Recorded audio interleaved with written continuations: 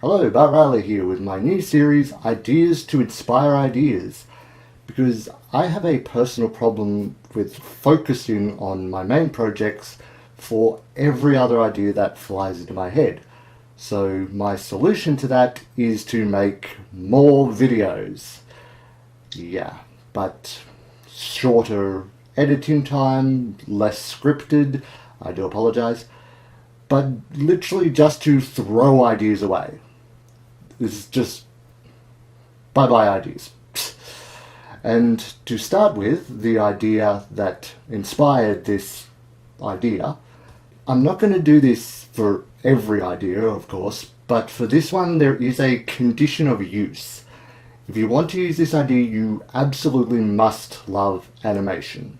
Doesn't matter what style or genre or country of animation, you just have to love it all. Because this idea is literally a middle finger to modern Disney, Sonic the Hedgehog, and pretty much every cartoon to live action abomination remake ever made. A couple are okay, I won't get into my favourites, but this idea does start very typical of this type of genre. The creature from one universe being transported to another universe, but my idea is the realistic creature in a cartoon universe, because that's never been done before. Well, not to the extent of the reverse, but the common theme of these ideas is that the creature being transported, a hedgehog or a squirrel or dog or whatever, with the realistic animal, there's no expression, there's no emotion easily conveyed. For my fictional movie setup, I'm using a cat. Firstly, because I have a cat, a black cat specifically. Secondly, it's because in my movie there is a moment early on where a black cat attacks our main character with the unluckiness, the superstition that doesn't actually happen. Although black cat crossing your path is bad luck. Owning a black cat is actually supposed to be good luck. I cannot account for that. The cartoon character will walk past a black cat that laughs at him and a piano drops on his head, setting up the myth in the universe, as well as saying this character cannot die. So, a double-edged scene there. And that can come back later if you want to kill the cat. Not permanently, but in an emotional fake-out. Like, the cartoon character doesn't understand death, because it's not real in his universe. He sees a cat die. What do I do?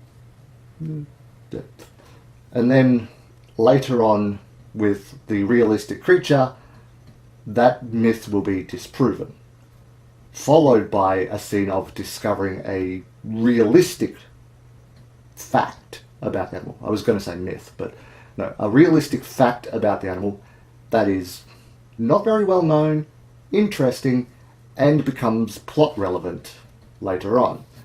I'll discuss that. But the creature that is transporting universes is not our main character. Our main character is one of the cartoon universe's inhabitants. It is a very exaggerated style. You know, the boing, all that rubbery, the stuff that's typical for a cartoon, you know. But there's a subtlety in this instance because the cartoon character meeting a realistic creature without much facial expression is going to have trouble discerning what the creature is feeling. Because when you're in a universe with big exaggeration, subtlety is going to fly right past you. You probably already guess that this character is a metaphor for autism. I will admit autism will come up in a couple of these ideas, but it's not going to be shoved in your face outside of the context of cartoon versus reality. So the basic story is a relationship between a cartoon human character, maybe, and a realistic creature, but then opposed by a human from the real world coming to the animation world, tracking the animal.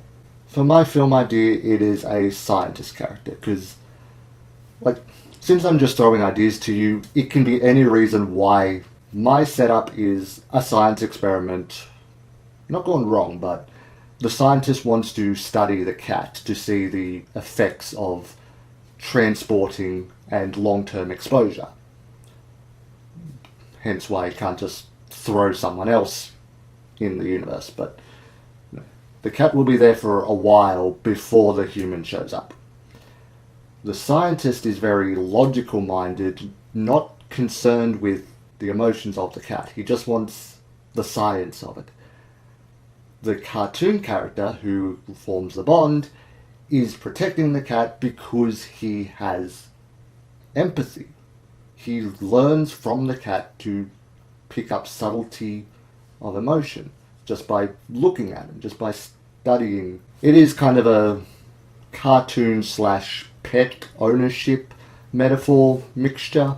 The cartoon character is actually more emotionally connected than the human character. The human is very disconnected. He looks down on the animation world. That's a big thing. The scientist guy comes to the animated universe, looks around like, so childish. And pretty much does whatever he wants to get the cat back. To mix it up, you can go with a military villain. Like if it's from the army, then you've got this masculine soldier guy going, yeah, I'm tough and strong and I don't give a shit about cartoons. Yeah, well, that cartoon just kicked your morality. Also going a military route is the setup for a fun fight sequence where one character's going all hand-to-hand dirty combat while the other one's going wacky physics. For the animal fact I mentioned earlier, because I have a black cat, I know that cats mark their territory with their heads, not always pissing. But affection, rubbing their heads together, very cute when mine does it once a month. Using that little technique on the villain can be a moment of emotional heartbreak for the cartoon character, like, I thought I was special. But then he doesn't go off for 10 minutes and mopes about it. Just, I don't want to throw too many cliches in. But, the cat goes up to the villain, rubs his head, and then the villain just yoink and tries to take him back. Get into a big fight. The villain, you're so immature, this place is ridiculous, it makes no sense, blah, blah, blah. Cartoon character winds up for a massive punch. No. I'm more mature than you. Piss off. Because the whole point of the story is cartoons can help connection.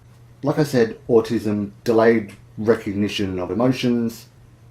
A cartoon is great for that. It is exaggerated. It's why emojis are so important. But it can go beyond just facial expressions. It is an emotional connection to something that is not real, which is important, but just as important as connecting to real things. With the ending, it can go several ways. You can have the cat stay in the cartoon world. It can be an emotional goodbye because the cat doesn't belong in the universe. I mean, obviously you don't want him to go back with the scientist because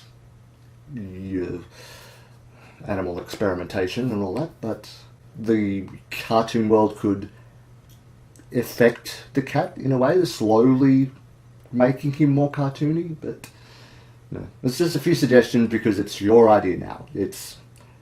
I'm giving it to you. Go on, make your own ending. Because I don't know shit. Thanks for watching. This is my verbal declaration that I will not sue anyone for using the previous outline to create their own work, regardless of how much fame or money you might get from it. I'm definitely not the kind of artist who thinks I can own a concept. However, I would like to see what comes out of this video just for comparison and curiosity. If you do make something or find an existing piece that's similar, please let me know through Twitter or Facebook or email, and I'll happily check it out. And if you want to see the ideas I am working on for myself, please visit my Patreon page for samples and previews, no payment required. Happy creating, Bard Riley out!